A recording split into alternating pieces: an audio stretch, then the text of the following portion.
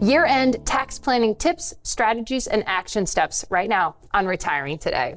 Hi, I'm Molly Nelson here with Haley Gutschenreiter and Loren Merkle. They're both certified financial planners, and Loren is also a certified financial fiduciary. We're talking about tax planning today, and April 15th, an important date, but maybe, Haley, not even the most important date to put on the calendar when it comes to tax planning. No, I would actually say December 31st would be one of the most important dates to put on your calendar, because every December 31st that goes by and you did not have an intentional tax plan put in place could be a big missed opportunity to save in taxes and otherwise increase your spendable income in retirement. And that's the whole reason we're doing this show today. We want to give people tips and action steps because, Loren, you've been helping people retire, for over 20 years now? It's been a while. We're dating Loren here a little bit, but you have seen how a tax plan can really put more spendable income into retirees' essentially pockets. Yeah, because you've been saving underneath your retirement plans for 30, 40 years. And for the vast majority of that time, most of the tax savings opportunity you've had is to not pay taxes on the contributions to those plans.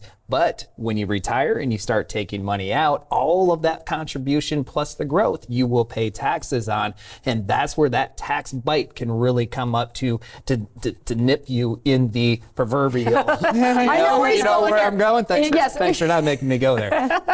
It can be painful is the point, but there are action steps that you can put into play by creating your tax plan, and then you can save a bundle on your retirement tax bill, but you have to get started, and waiting until April 15th means you could actually miss some of those most important deadlines. And talking about having to get started, what age should people start thinking about some of the strategies that we're going to be talking about today? I would say as soon as possible, because the more that you can plan for your tax bill in retirement, the more you're likely to save.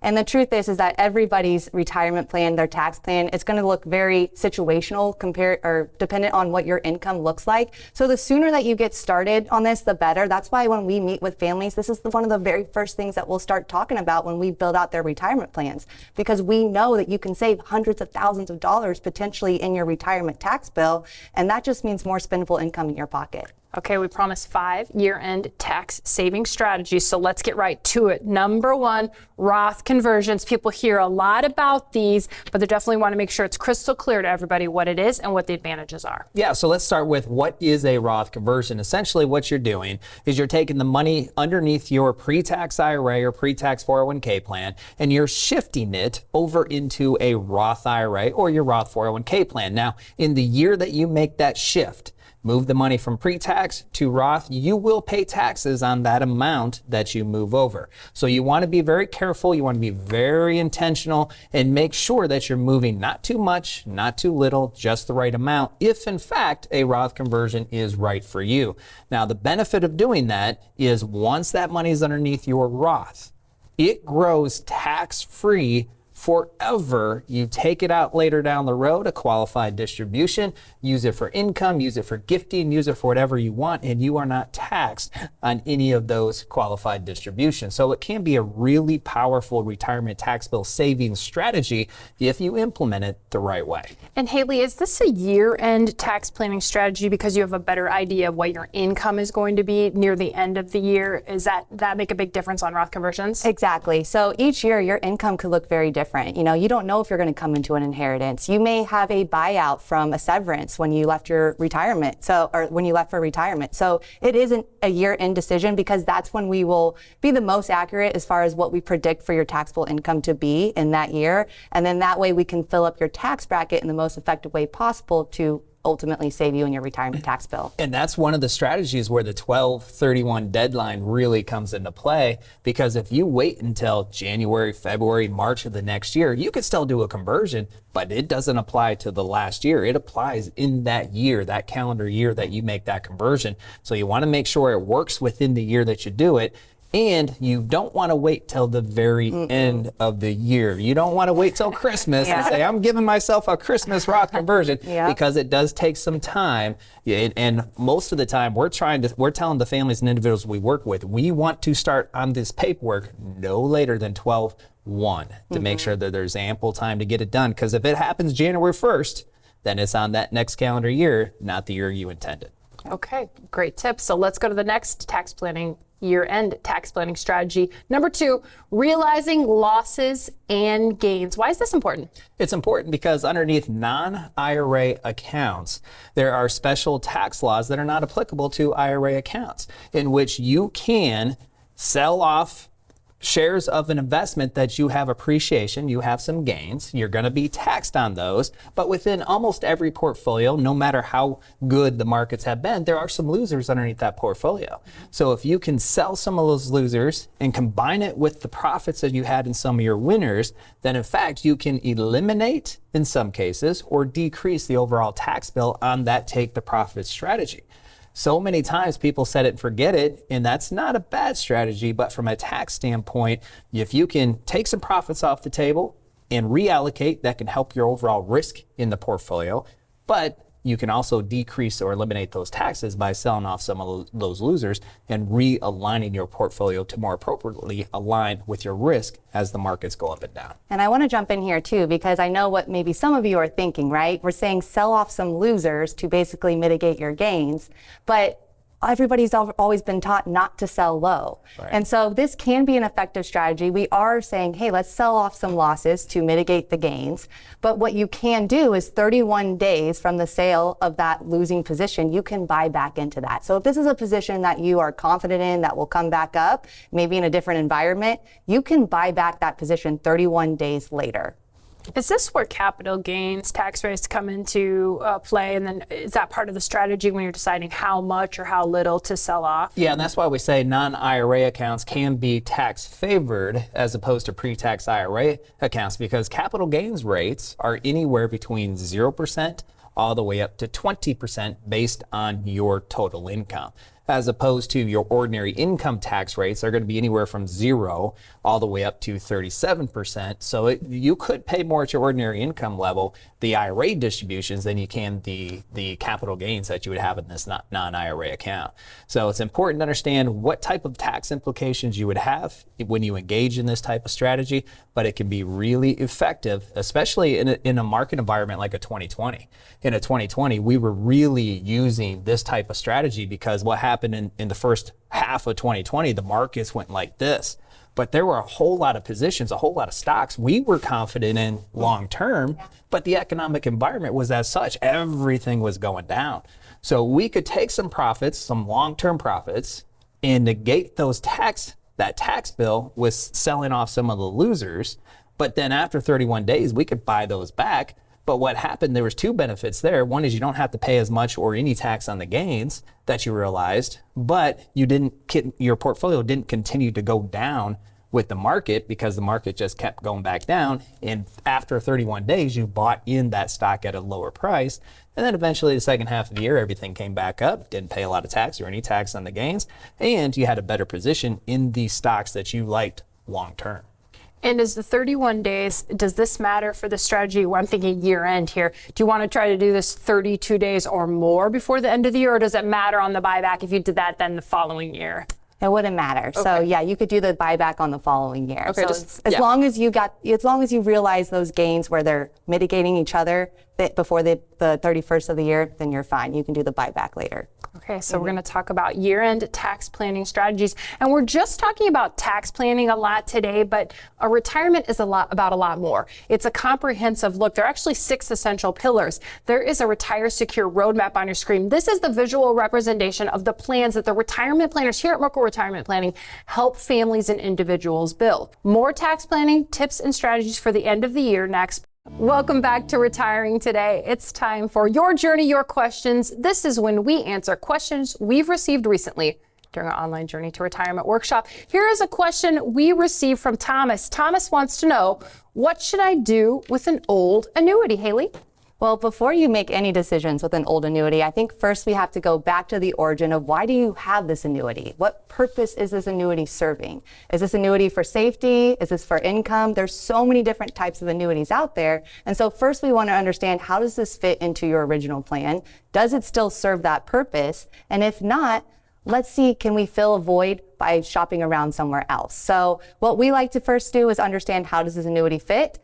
And what we'll do is we'll basically say, hey, we'll look at the overall plan. Do we still need this? Does this still a requirement that you're going to need later on in life? And then if the answer is yes, we can still do extra steps by shopping around and see, hey, can we do better? Because the thing is that times have changed. We've seen a lot of this year where interest rates have gone up. And so these older annuities that people got into back in 2018 when we were in a lower interest rate environment no longer look as appealing as these new annuities today. So what we have done is we basically said, okay, well, let's run an analysis. If we were to replace this with something newer, can we beat the income it's producing? Can we beat the returns? And the answer is often yes. Environments change. And so we want to make sure that we're proactive about this, that we're looking at people's portfolios, because if we have an opportunity to improve a strategy, why not? Yeah, really, the interest rate environment was near zero from 2009 all the way up until the end of 2022. So if you purchased an annuity any time throughout that time frame, now could be a really good time to reevaluate the benefits that that annuity is providing you, because interest rates are significantly higher than what they were during that time frame. So old annuity, when I hear that, it sounds kind of bad, like an old product. Do you toss it out? But really, this is your retirement money. This is retirement money that you have invested in what you consider to be an old product. Does that product still apply, or is there something better out there based on all the economic conditions right now? That's the evaluation that needs to be made. And what exactly is the tie between a low interest rate and the annuity? Is it pay less essentially when the interest rates are lower and then more when it's higher? Yeah, so for example, in 2018 when interest rates were low, there are some annuities that we used for safety and for safe growth, but they were capped on that upside back in 2018 because interest rates were low. Now that interest rates have gone up, the upside is much higher. So it's very similar if you want to think about it like a CD at the bank, right? CD, you have a CD at the bank, and then maybe a year from now, interest rates go up, and then you can find another CD at a new bank paying you a better yield. Same with annuity carriers. So it's a good idea to reassess them. And then when people talk about an old annuity, does that mean that it's kind of expired in a way, or just as something that they got into a long time ago? Yeah, not necessarily expired, because that money will still be invested based on the parameters that that annuity was built by.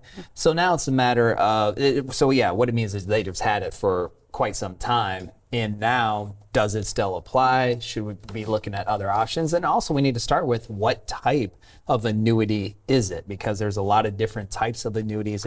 And we've been talking more about the safer annuities, the fixed annuities, where there's also variable annuities, where your money goes up and down based on the performance of a particular separate account underneath that annuity shell. And what are the expenses of that variable annuity? Because annuity expenses have also come down over the years. So you might still be in a legacy annuity with higher expenses, where now you can get the same or similar or even better benefits for less cost. That's all a part of that evaluation as well. And Loren, I know I've heard you say this before, and I thought it was really interesting. Have a plan first, and then put into place the investments or the things that go with it. Don't have the annuity and then figure out later what you're going to do with it. It's better to have a purpose behind all of this. Yeah, plan before product. That's the way we start with all the families and individuals that we serve. We want to talk to you first about what is your lifestyle goals in retirement. What do you want to do on a day-to-day basis? How are you going to have fun? Because that's going to determine how much you're going to need to spend day-to-day, month-to-month, over the course of your retirement, which then is going to help us identify, here is your retirement plan with the 6 pillars that you talked about earlier. And then once we have that plan built, that's going to tell us what kind of product to actually use. So if you're ever talking to an advisor who wants to just talk about the product, and that happens all the time, stop. We need to talk about the plan. What is your purpose? What are you trying to accomplish? And then there's a fit for the product, but don't fit the plan to the product, fit the product to your plan. Well, Loren, I remember when we met with a woman who came to see us, and she was sold this annuity by another advisor who didn't know anything about her plan. And within her plan, this woman had great guaranteed income. She had Social Security, she had a very high pension, she wasn't spending as much as she was already receiving, but yet she just purchased this annuity for more income in retirement when it really didn't fit within her overall plan. And so that's why we say plan before we make decisions with products, because there wasn't a need for income. Instead, we could have maybe tailored that annuity towards growth and safety to help with the legacy piece of it versus income, which she already had very much of. We still have more to talk about, though, when it comes to year-end tax planning next. Welcome back to Retiring Today. We're talking about year-end tax planning strategies. I'm here with Haley Gutchenrider and Loren Merkle. Number 3, take a look at CDs. Yeah, so really since 2022, we've gone through a series of interest rate hikes. And so now people can actually put their money at the bank somewhere safe and earn a decent rate of return. But what happens when interest rates go down? The Feds have been talking about decreasing rates, and so it may look attractive now to go get a CD at the bank, but if that CD is only going to be a 12-month term, what's going to happen in 12 months from now? So it's really important to look at the CDs that you have, and we should reassess, can we do better? Are there better options out there that we can lock in a higher interest rate for a longer period of time? Because if the Feds do cut rates, you're going to be happy you are in that longer term at a higher yield. Yeah, with the safe money, really use a bucketed approach where any safe money that you need to have access to within the next 12 months, that's perfect for the bank CD, 6, 8, 9, 12-month CD. But any money you're not going to need to have access to that you want safe after that 12-month period, now there's alternatives out there that you can get the same or even a higher return and take advantage of interest rates while they're high, lock them in for a longer period of time. So now's a great time to get creative, think outside the box. Let's not just rush to the bank with all of our safe money. There's alternatives out there that could produce a higher return. And when the CD matures, is there some tax implications if you don't renew it or don't, is renew the right word? Yeah, Yes. it is. Yep. So you do pay interest when the CD matures, so that will count towards your income and you would be taxed on that. So something you'd want to look at. I'm thinking of the year-end implications as well with the CD. Oh yeah, absolutely. Fund your accounts. Yeah, if you haven't fully funded them at year-end is a good time to do that. Year-end is a good time to evaluate, do you have extra money that you can put away for your retirement savings? Because your employer-sponsored plan offers you a really nice opportunity to put a bunch of money away. And there's a special law now that is in place starting in 2025 that if you are within the age of 60 to 63, they call it the super catch-up. So years ago, they implemented the catch-up, which is really nice. And that catch-up, if you're over the age of 50, is $7,500 extra that you can contribute. But the super catch-up, the extra is an extra $2,500 on top of the $7,500 that you can contribute in addition to your regular contribution. So it just helps propel your savings further if you can afford to put that away. But you need to identify that prior to the deadline to make sure you can take advantage of either the tax-free contribution or the tax-deferred contribution, whichever is right for you. And this is something that's totally separate from an IRA contribution. So an IRA contribution, you can only contribute up to $8,000 a year. And so if you do have extra savings that you're looking to pile away, this could be a great opportunity to really max out your 401ks, because your 401ks have a way bigger contribution limit. And that's one of the most efficient ways to get money into a Roth, especially if your 401k plan allows that.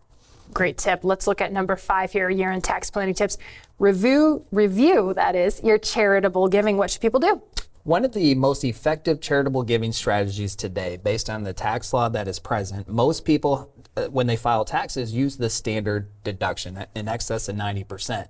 So if you're giving to your favorite charity, there's not really a tax benefit by just giving cash or writing a check like there used to be, because you used to be able to itemize. However, if you're 70 and a half or older, and you take monies direct from your pre-tax IRA, it's called a qualified charitable distribution, send that money direct to your charity, then you don't have to pay any taxes on that gift, and it does satisfy your required minimum distribution if you're required to take a distribution from your IRA as well. Now, most people today are not mandated to take distributions from their IRAs until age 73 or 75, but if you're 70 and a half, the QCD option is still an option for you, even though you're not mandated to take distributions yet. And I think it's also important to note that a lot of people, when they hear about Roth conversions, they think the goal is to convert everything in an IRA over to a Roth. But if you're charitably inclined, you don't want to do that, because if you can give out of an IRA and never have to pay taxes on that, that's actually going to be more beneficial than doing a conversion where you would pay the taxes on the IRA, shift it over to the Roth, and then give it from the Roth. So that's one reason why you may want to leave some IRA funds behind, is because you can give from the IRA and never pay taxes on that. And if you start doing that at 70 and a half, when those RMDs kick in, whatever's left, those RMDs will be a little bit smaller. And I know RMDs are a big part of the conversation for John and Sue in the Journey to Retirement workshop, because you work to reduce those RMDs and reduce their overall tax implication, or tax bill rather. Another name for RMD is tax ticking time bomb. There you go. Because if you're not aware of what the impact of your required minimum distribution is going to be, for many people it is a tax surprise. And once you are RMD age, you're already taking your Social Security. You're not going to turn that off. You don't want to turn that off. And if you have a pension, you're already taking the pension. That's not going to get shut off. And then you have this mandated taxable amount that you have to take out, pay taxes on, which does shoot people into a higher tax bracket potentially forever. So in the online Journey to Retirement workshop with our hypothetical couple, John and Sue, we show you how they minimize their required minimum distribution and what strategies they use to propel their spendable income, increase their spendable income throughout the course of their retirement, but at the same time, decrease their retirement tax bill. This is Retiring Today, and we thank you for watching.